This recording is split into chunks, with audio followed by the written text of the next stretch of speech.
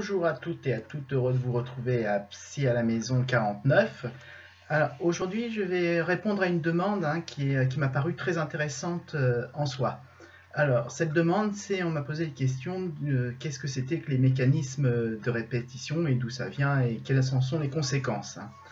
Donc voilà, alors aujourd'hui on va aborder les mécanismes de répétition de façon psychanalytique, toujours la psychologie, non neurologique, même si c'est lié, on peut pas négliger, la neurologie joue un rôle. Mais nous ce qui nous intéresse, puisque c'est le thème, c'est la psychologie, donc c'est de voir l'aspect psychologique de la chose. Alors, si on observe un jeune enfant jouer, nous observons que la répétition des gestes de l'enfant, sous forme souvent de jeu. Par exemple, un enfant qui enquille des cubes. Alors, l'enfant qui enquille des cubes, par les gestes de répétition, parce qu'il recommence, il défait, il refait, il apprend, il améliore sa motricité et sa conception psychique du monde environnant, tout en prenant plaisir. Alors cela, c'est dans un développement normal du processus moteur et psychologique de l'enfant. Alors, tout au long de notre vie, nous allons reproduire les mêmes processus d'apprentissage de façon plus évoluée, évidemment, plus on grandit, plus c'est évolué, mais le schéma il restera le même jusqu'au vieillissement de la personne, parce qu'au moment du vieillissement de la personne, on a tendance à régresser. Mais de la prime enfance jusqu'au vieillissement, on a des mécanismes de répétition, ce qui nous permet d'avancer, d'évoluer. Alors, quand on sait ça, on peut se poser la question, alors comment différencier le mécanisme de répétition du normal du pathologique? Alors, lorsque le mécanisme de répétition devient compulsif, on parlera de défense négative du patient. Alors, on tend alors à reproduire dans différents scénarios et à plusieurs occasions le même type de conflit qui correspond au moule primitif de la prime enfance, du conflit infantile, on dira en psychologie. Alors, je vais vous donner des exemples pour que ce soit plus clair. Par exemple, dans les mécanismes de répétition, on peut arriver à l'impossibilité de rester avec un ami, en bon terme avec autrui, ne pas arriver à former un couple à long terme, impossibilité de se projeter dans l'avenir, refaire toujours les mêmes erreurs. Voilà, ça, c'est pas normal. On considérera que c'est pathologique de refaire toujours les mêmes erreurs. Alors, le mécanisme de répétition a pour but de faire évoluer la personne. C'est pour ça que quand ça ne permet plus d'évoluer, on tombe dans la pathologie. Alors, l'échec continu fait basculer la personne dans le négatif de soi. Évidemment, pour la personne, ce n'est pas du tout positif. Et la personne aura tendance à mal le vivre. Alors, ça peut être conscient ou inconscient. Alors, la question se pose alors, mais peut-on soigner un mauvais mécanisme de répétition? Eh bien oui, on peut soigner. Oui, dans la cure analytique, par exemple, le transfert, ce qu'on appelle le transfert dans la relation du thérapeute au patient, dans le transfert, on peut travailler pour aller vers du nouveau. Parce qu'on peut briser ce mécanisme de répétition et aller vers du nouveau. C'est le but. Le mécanisme de répétition, ça nous permet toujours de nous projeter vers l'avenir. Aller vers la croissance positive du patient. Nous reproduirons nos conflits psychologiques, mais nous pouvons aussi les contrecarrer.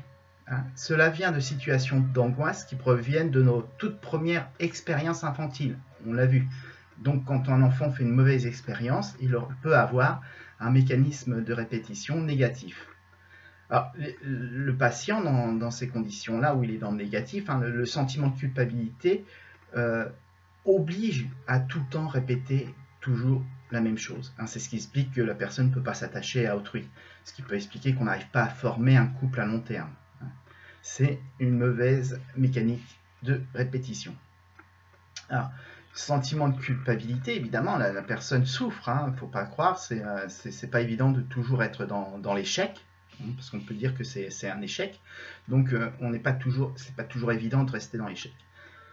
Alors, grâce à la cure psychanalytique, on peut travailler dessus, on peut améliorer la chose et voire même changer la chose. Donc c'est très bien, c'est très intéressant. Alors, on ne peut pas s'empêcher de répéter ce qu'on fait tout le temps parce qu'on a un schéma infantile, ça veut dire ça.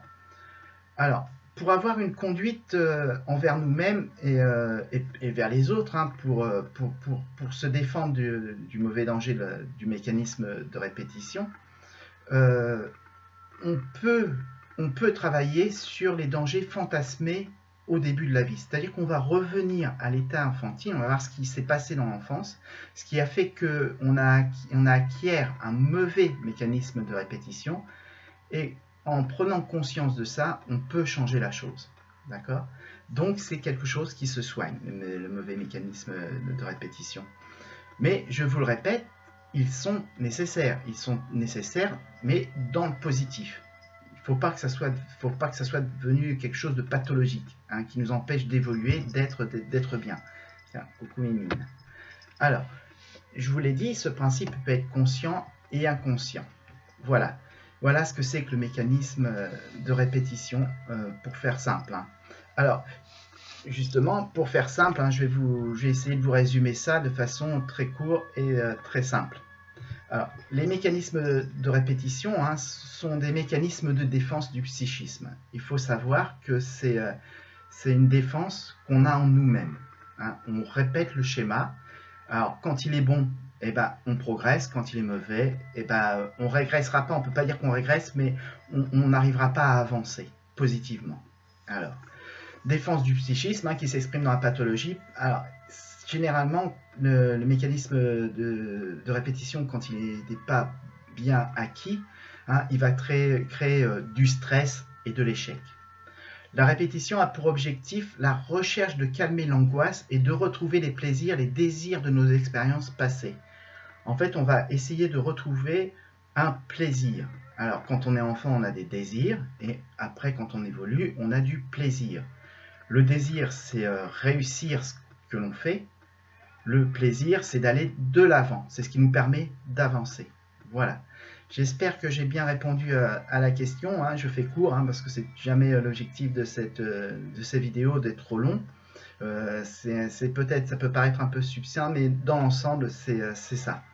J'espère avoir répondu à la question. S'il faut que j'aille encore plus loin, j'irai plus loin, hein, avec plaisir, parce que les mécanismes de répétition sont très intéressants et ils touchent tout le monde.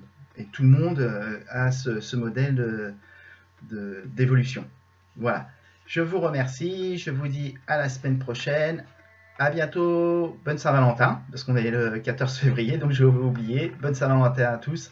Et je vous dis à la semaine prochaine avec grand plaisir. N'hésitez pas à continuer à me poser des questions, hein, j'y réponds avec grand plaisir. Merci bien, à bientôt, au revoir.